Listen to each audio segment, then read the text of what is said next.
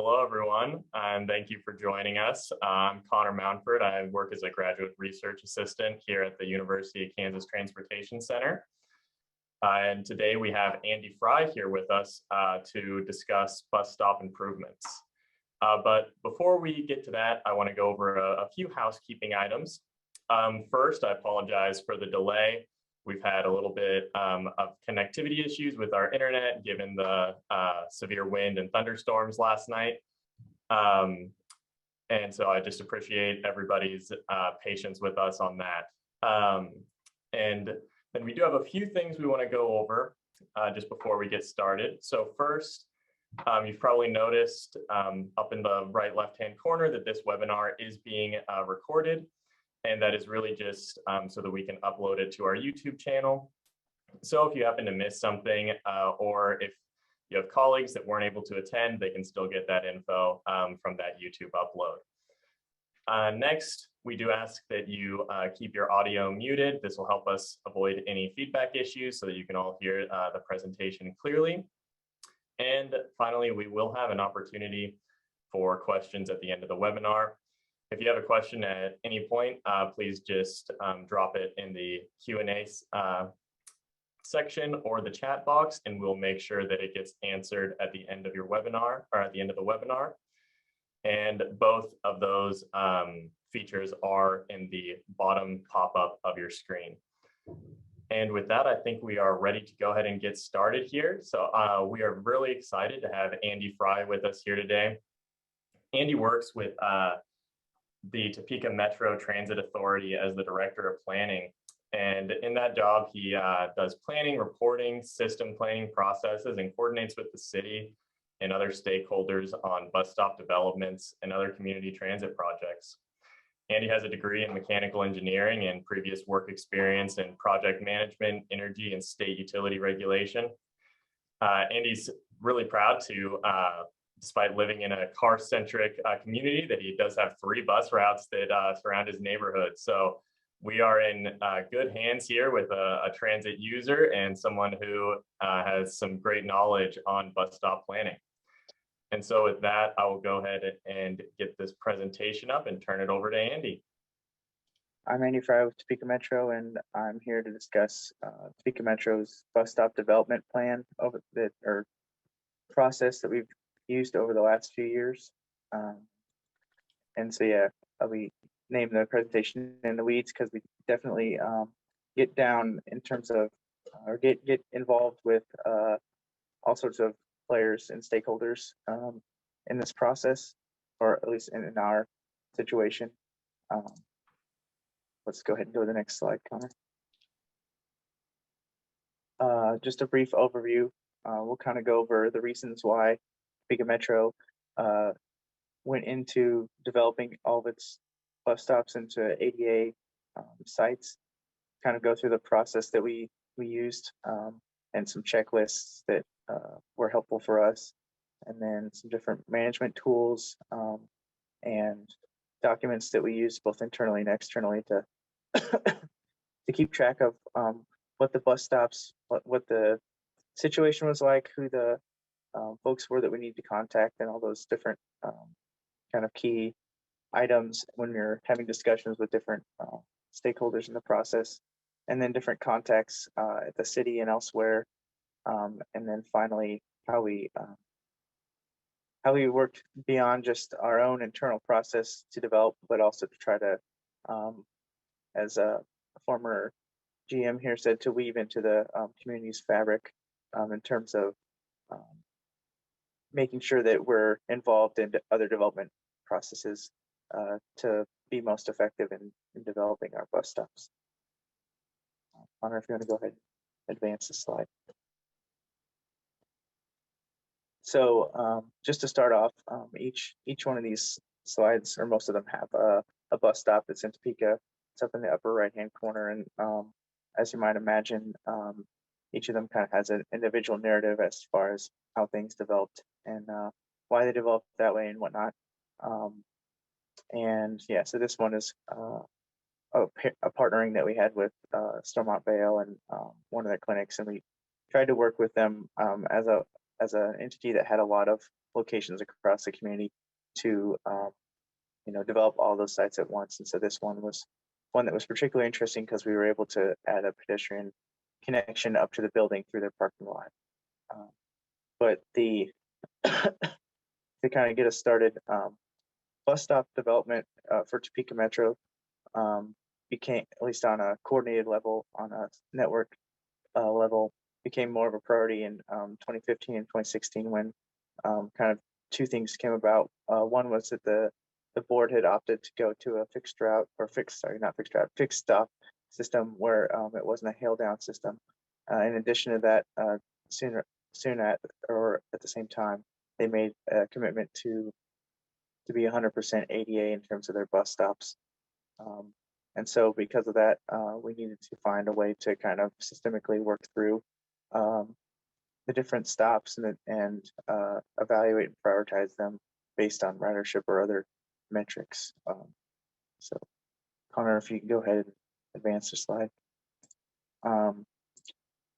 This slide is super word intensive, but I'll try to just kind of work through it, and hopefully it won't be too snooze worthy. But basically, we started the whole process, and some of these concepts will be discussed later. But a big part of this process is putting together a concept sheet, which we'll show later, that kind of depicts, again, the location of the site, any specifics about it, what the ridership or other metrics related to it are, and what route it's on, obviously, property ownership, and any other kind of, important things that would sway or impact how we develop it. In addition, we take that document and we share it with different parts of our organization, planning, maintenance, operations, and kind of had a group meeting, sought feedback or improvements, changes we could make. And then from there, we integrated any of those changes in order to take a grouping of packets or a grouping of sites in what we would call a phase in a packet, and we would share it with the city traffic engineer, who is, in our case, kind of our city point of contact or liaison, and was probably the person most interested and concerned with what was going on in the street right away. And they would review it also, give us feedback. We'd integrate those changes, and then next up, we would share with the adjacent property owners. So in our case, and I think it's the case of many people, the right of way along any street segment is obviously there for public use, and it's the property owner's responsibility to maintain it. But public use, as it transit as an example, takes priority. And so while we had the right to develop there, we had a strong focus on making sure we were good partners with the adjacent property owners. And so that involved going to them and maybe the word's not seeking approval, but definitely seeking their feedback and making sure that they didn't have specific development plans or know of development plans that would be in conflict. We didn't want to cause conflict if possible, and look for kind of a compromise position if there was one available. That is obviously a very time intensive process that involves, not only just finding a scheduled time that works with them, like going out there and trying to find them, and then once you do have them, making sure you're having kind of constructive, meaningful conversation and making sure that they understand what you're proposing. And so, that takes a lot of patience, obviously, but also just understanding and listening skills to make sure that you're hearing them, leaving a lot of cards, and being willing to do callbacks or visits again. From there, we would depending on whether if we did need to get outside the right of way, we would also work on developing a memorandum of understanding that just kind of defined what Topeka Metro's goals were, what we were going to be doing, in that space that we were only going to be serving transit. We weren't going to, you know, do anything else like pop up a food truck or, you know, there's no commercial interest or other uses that were going to pop up in that space. That we were only there for the purpose of transit and the public good. Beyond that, once we'd kind of worked through the challenges, sometimes that involves changing locations, going from one side of the street to the other side of the street, moving up the street, you know, working and looking at all tons of variables and working through that. And once we were past that point and had, a process and a plan that for each site that captured all the different variables and the stakeholders' input, we would move on to submit that to the FTA for NEPA approval. And I don't remember what the acronym is, but I'm sure many of you are familiar. It's primarily environmental and would relate to, whether there was land that was somehow sensitive environmentally or if it was historically significant. And sometimes also if it's in a floodplain, again, environmental related. They would give us feedback on that. Sometimes there would be special requirements. We had several, at least one that was just prior to me getting here was a property that was historic in nature, and so there were specific requirements in terms of setback and other things that went into that, and obviously lengthened the time it took to put it all together, but was very meaningful because that specific space was a home for, I believe, it was for retired citizens of Topeka. So once we got that submitted to the FTA, they would then send us back their feedback, and we, like I said, work through that. In case of floodplains or floodways, that was also a significant process working with our city floodplain manager and making sure that there was no rise in the water level as a result of the construction of our project. Usually that's pretty straightforward, but nonetheless, it's a formality that you have to work through. And so then with FTA's approval and any specific guidance towards those sites, we would take those plans to our consulting engineers. In our case, we went ahead and had engineers kind of on contract for a length of period of time rather than having to continually do RFPs for engineering services since we were doing a large number of sites. I didn't mention at the outset, but we do Topeka Metro does have 600 plus sites, and so we are in the range of 50 to 60% complete at this moment. Have not done quite as many during COVID in that time frame. Let's see. So take it to the engineers, and they're designing for us. That too, they find other things that we have missed in the past or have maybe not come up with, primarily utility connections and things under the ground, subsurface level issues. Then again, if we need to make changes, we kind of jump back to any relevant stakeholders, catch them up, make sure we're still on the same page. And yeah, then ultimately we end up with drawings. Continually throughout this process, there's review just like you would have in any major capital projects, but reviewing again the engineering designs back against what you'd kind of propose to make sure that things haven't changed significantly and you don't need to get back with adjacent property owners. And then finally bringing that back to the city traffic engineer. In our case, perhaps this is maybe more involved in terms of working with the city, since we ourselves as Topeka Metro are not under the city umbrella, and maybe that could be simplified if your entity was also under the city, but we are not. And so we had to circle back and get their input on the final construction drawings, make sure there wasn't any other suggestions they had or any other concerns, make any changes that were brought about as part of that, and then finally put out an RFP with our fiscal department. And again, it's a package of sites, usually between, it could be as minimal as 5 and probably as many as 20 to 25, kind of depending on where we were at and kind of the ebb and flow of projects, and a lot of times just the ebb and flow of responses of property owners or things would kind of have to fall back if they were going to be a longer process, or others that might be quicker to develop could be packaged together sooner. And yes, and then finally kind of validating pricing of our bids with our engineering consultant, because and through time we kind of had a better idea of what cost should be, but that was kind of an initial technical assistance that our fiscal staff sought out from our consulting engineers. And then finally, yeah, constructing it, and again, working with variants and variables that come up during construction that still, weren't necessarily visible in the kind of surveying and developing and planning process, which, that has a life of its own as well, as far as what all can happen and how things have to change. This site here briefly is just about, is down at, let's see, 6th and Van Buren.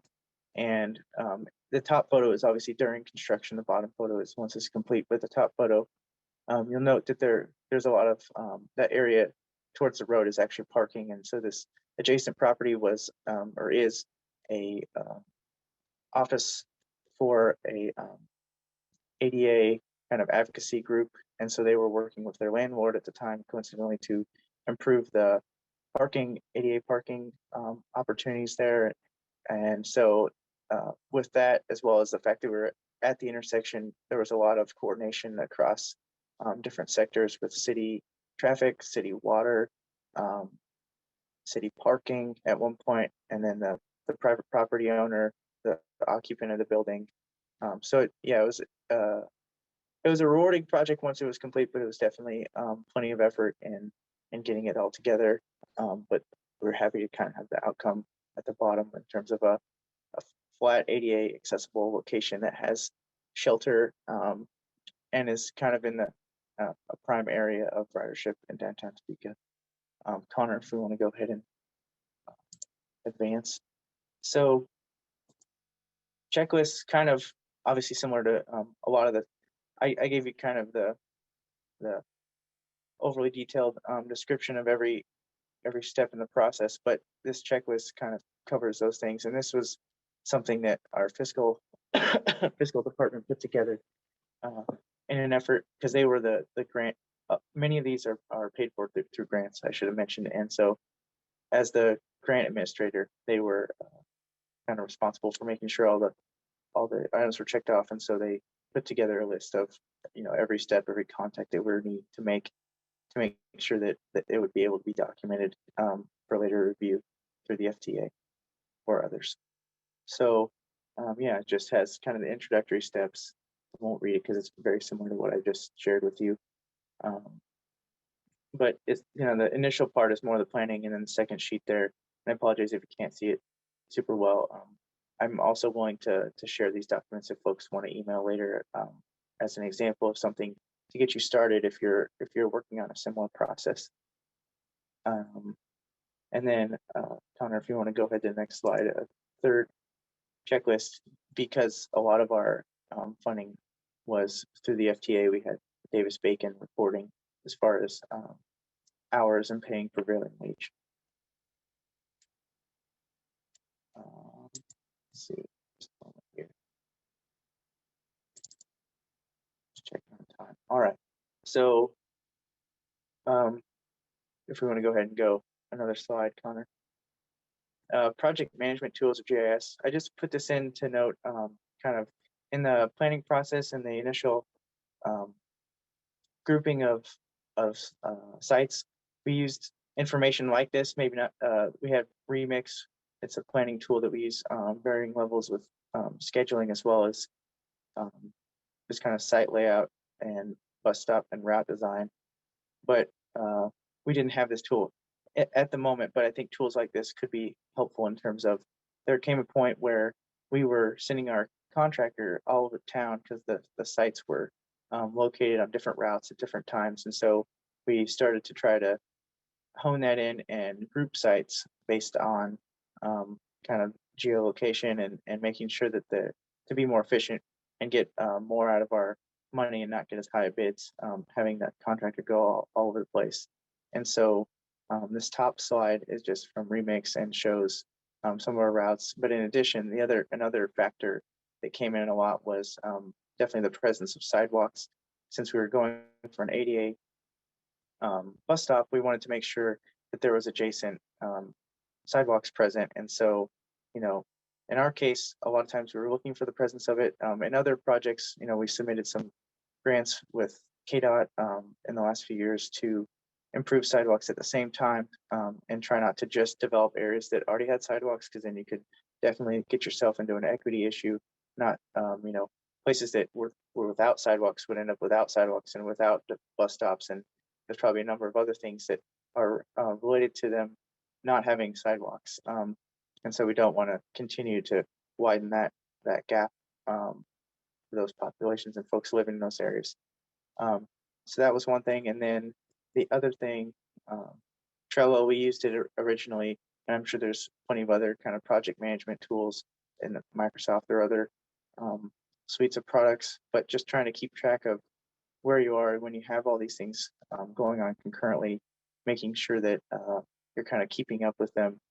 Obviously people use calendars and the like, but having so many concurrent sites and making sure that you're getting back with them and not leaving them on hold too long so that folks forget, or you just get away from it and don't get it finished. So yeah, and then the other image there is showing the on Remix. It was helpful through time to look back and see which sites had been developed. And so we have a spreadsheet, which I don't think I ended up putting on here, but I can also send out as an example that kind of captures on a brief look a lot of different elements of our sites, listing whether they're ADA, what amenities are there, what we would call a standing pad, just a concrete pad, a bench, a shelter, bike racks, other things. And so we would take that information, and then you can have that obviously plotted in GIS, or in our case, we've used Remix some. But and then you can turn on and off layers as far as to see where your development is, and make sure you're spreading that development over your system in an equitable way, in a way that reflects the entirety of the system and not just one area, because it's easier to construct in, or newer construction, or anything like that. And yeah, so I think we're ready to go next slide. So internal documents, this is the concept sheets I was discussing earlier. And yeah, you can see just up in the upper left, we would use satellite images. In our case, a lot of times we would use the county appraiser's office because it would show at least a rough indication of where the property line was, because again, we're trying to stay in the right of way off the property line if possible, just to make it simpler and make it smoother. And then so the yellow box, if you can see it, it might be small, but the yellow box is shown on both of the images, and that was supposed to indicate a rough area where we were hoping to put whatever amenities were going to be there. And in this case, it was a bench. And so we would have the bench there, have a concrete pad under the bench, and so you could walk around, and then a concrete pad that would connect from the sidewalk to the curb at a ADA grade, so this to not have people with mobility devices or mobility challenges coming too fast down to the curb. And then we would have we had a kind of rubric of, with so many boardings, we would put an amenity in. And so at a standing pad, it was, I think, 0 to 20, 20 to 100 would be a bench, and 100 plus boardings per week, that was the metric, would be a shelter. And there were some other comparison metrics below that, the route percentile and system percentile. And then comments was always important, noting what's around. We were attempting to place ourselves near lighting so that both the rider can see as well as be seen by the operator, not have a pass up. And then off to the right is information straight from the county appraiser's site about property ownership, to help give us a starting point on contacting them if we weren't able to get a hold of them. A lot of times, particularly in commercial spaces, rather than going necessarily to the occupant, we would start with the property owner and find a contact take this information from the appraiser's site, and then go to the Kansas business entity listing. It's online and everyone has access to find that person and then reach out to them. Sometimes if you get a name and a company, you could either find an email or a phone number and get that process rolling. And then we kind of put extra notes down here as things went on as far as people that we need to stay in contact with. Lastly, so I'm not talking too long in this, up in the upper right, we would try and kind of keep track of where we are in the process of statuses, whether the city has approved it, FTA or others, and if we assign it to a phase. Yeah, and another big thing, I assume others probably do this too, but just using standardized designations for the names of the stops. So the primary street that the bus stop is on at the secondary street. And, we have intersections obviously where we have potentially three and four bus stops around it going different directions, or two, I guess, primarily. But and so just try not to confuse those when we're having conversations either internally or externally with other folks. And yeah, in addition to this, we have a database of pictures of each of the sites because we use Google Maps Street View, obviously pretty consistently, but those will get outdated quickly if we're making improvements. And so when we complete sites, we would take pictures and bring them back so that if we get questions over the phone or from elected officials or other internal staff of kind of what's going on at this specific site or asking about it, we'd be able to have reference for that. Connor, you want to go ahead and move us on? And then obviously we'd use these documents externally also, but also would come up with some further things to share. I described that we had engineering drawings, obviously to do construction at some point, so we would have those to share.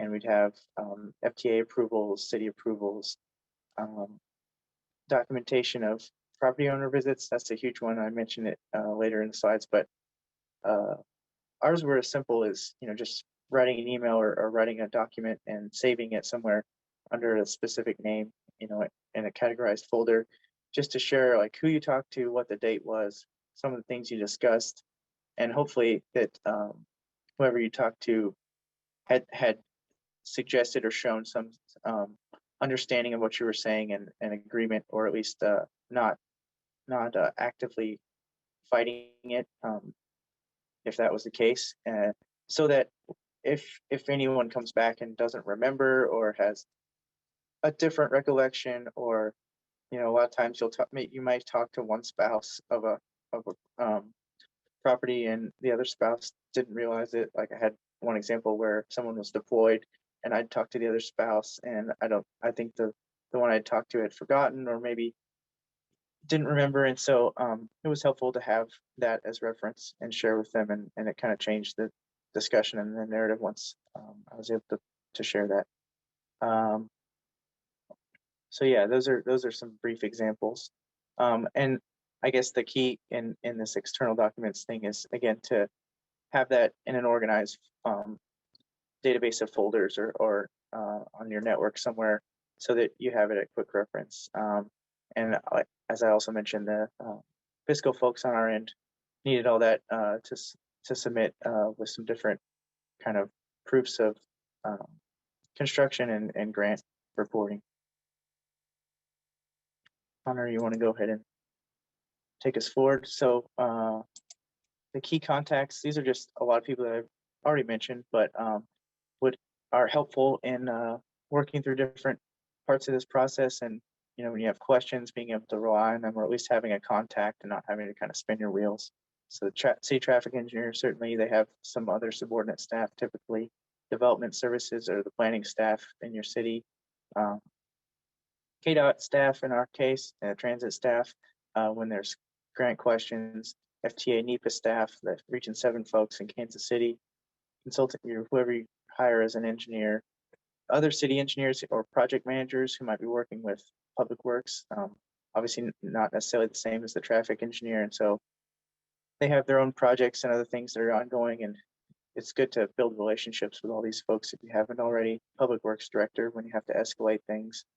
In our case, we have our Public Works is not under, or water is not under Public Works, and so they have their own director and staff, and they go off in their own direction too. So making sure that you have relationships with them so that you can communicate quickly when it's necessary. Parks and Rec project managers, in our case, Parks and Rec is under county and city are separate.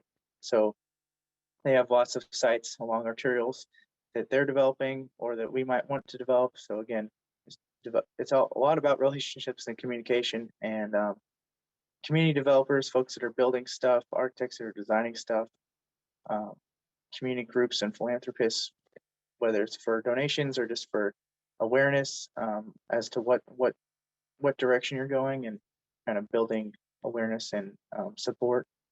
And so a lot of these contacts lead up to my next slide, if you would, Connor.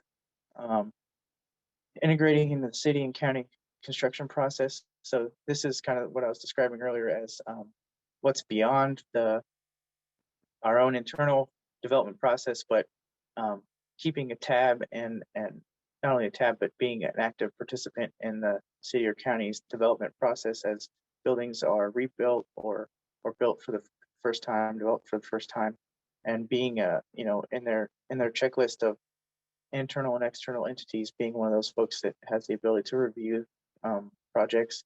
And in our case, the city codes and the like support the idea of if there's an adjacent bus stop that is undeveloped, similar to how you develop sidewalks or other transportation amenities adjacent to your building, you would typically the property owner is required or strongly encouraged to construct the bus stop pad at least. And so in that vein, we are in that process. Our city has an online review process, so we can see documents, provide comments, and then follow up with subsequent calls and meetings. Other examples of that, and that wasn't necessarily an easy process or a quick process to get into, but once we kind of discussed it, that we all came to the consensus that it made sense. Other processes include neighborhood and community grants, like through our neighborhood relations, the SORT grant, and other neighborhood projects that are coming along. Just kind of being aware of those staff within your city, and being active around neighborhood associations, and presenting periodically and kind of developing a relationship with them. Parks and Rec, as I mentioned, they have spaces that are commonly where you want to put a bus stop. And so interestingly, with FTA, sometimes there's concerns about changing the use of a park. And so a lot of times we have to have agreements to show that no, the Parks Department is completely okay with us developing them. Oops, I apologize. And then understanding city development codes, like I was discussing, and what the expectations are, whether they're willing to help hold the property developers' feet to the fire and developing a bus stop adjacent, or whether they're not. And also partnering with the city and other folks and grants, like I mentioned earlier with KDOT, has different grants where they're encouraging partnerships with non-traditional partners, trying to work together, in our case, on putting sidewalks and bus stops in concurrently, rather than having to just come in later with the bus stops when they're not integrated in the projects.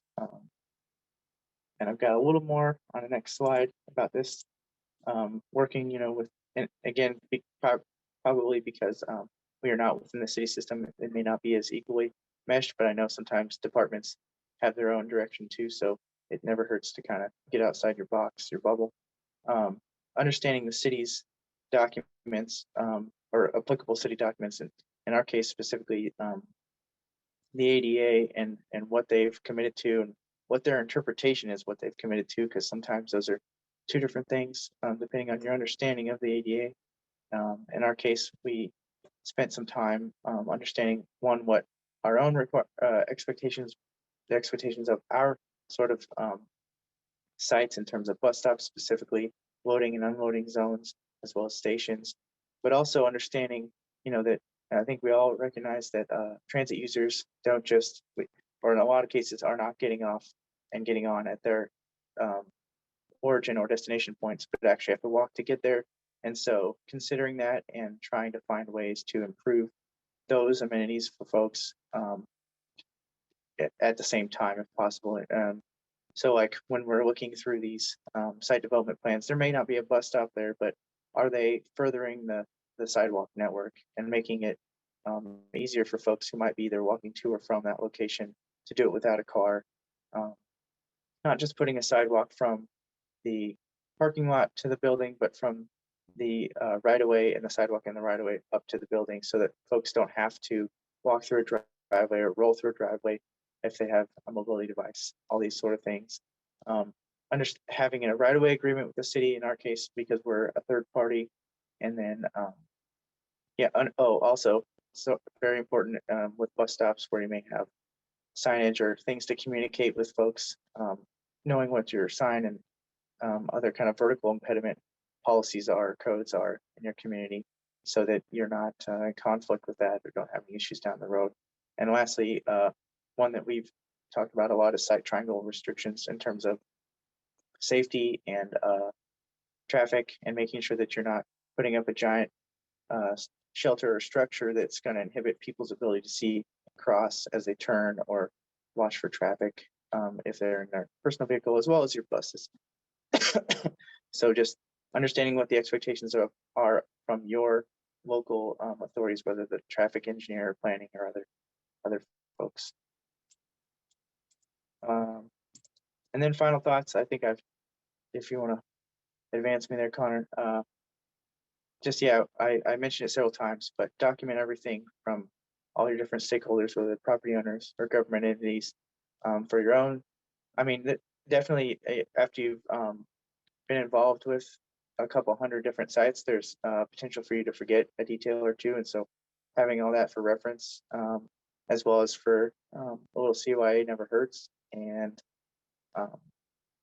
dates are always important. Don't just put the document or what was said, but when it was said, because that can become real important at times. And then lastly, I didn't talk so much about this, and folks who are in the transit arena probably already know this, but in talking with folks from a wide variety of backgrounds and who may not have experience riding the bus in our Midwest communities, there's a lot of you'll hear a lot of language about bus riders and references to bus riders that may not be also nice. And so just kind of understanding kind of where you stand and what you stand for in terms of trying to better the situation for folks riding the bus, and also being constructive and willing to listen to those negative perspectives, understanding it might be an educational opportunity in addition to whatever you're working on in terms of bus stop development. So Connor, if you want to advance my last slide. Here's my contact info if anybody wants to talk about anything I mentioned or ask questions about things that I didn't mention. And I've also listed a lot of these things, or a lot of these topics are covered. We internally put together bus stop guidelines in the last couple of years, and so the link is there, a shortened link. So you can get that and kind of peruse through that, and maybe use that as a starting point if you yourself or your entity are interested in either developing guidelines or kind of furthering your understanding of kind of things you should look for when you're setting up a system or a process like this. And this picture is from one of our bus stops, and I couldn't hold myself back from putting in. It just shows, despite everyone's best attempts, there's still things that come out not quite like we'd hoped and intended, and things like that sprinkler head can really inhibit a lot of things, including ADA access to stuff, and so they moved it later, but had to capture it. So appreciate everybody's interest in this, and I'm happy to answer questions.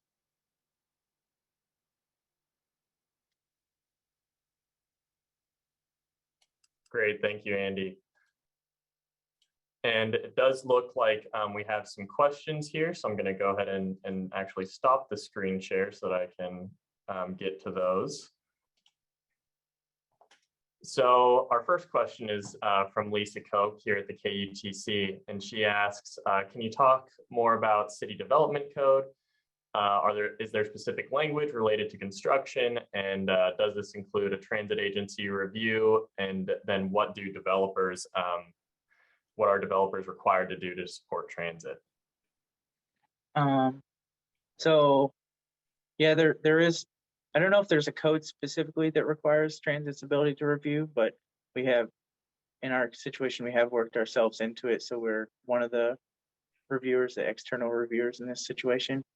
And as far as requiring folks to put in bus stops, I think there was some language that refers to like transportation amenities or something adjacent. And I think they've kind of broadly interpreted that to include bus stops. Sometimes I have challenges because for some reason, some folks want to think about like the existing use of the space and let that determine whether they put the bus stop in. And we're still kind of working on explaining and expressing that people don't stop at a bus stop just for the adjacent property, but actually for whatever's in that corridor. And it's just like people in cars, obviously they don't, you know, they go to an area for a multitude of reasons and not for, I guess it's a little more specific and it's kind of shows a little lack of transit experience, but yeah, we're still kind of working on that. But yeah, broadly speaking, they've interpreted some code to include most of the time having a bus stop be a reasonable request as part of a permit. Great, thank you. Does anybody else have any questions for Andy before we wrap up here today?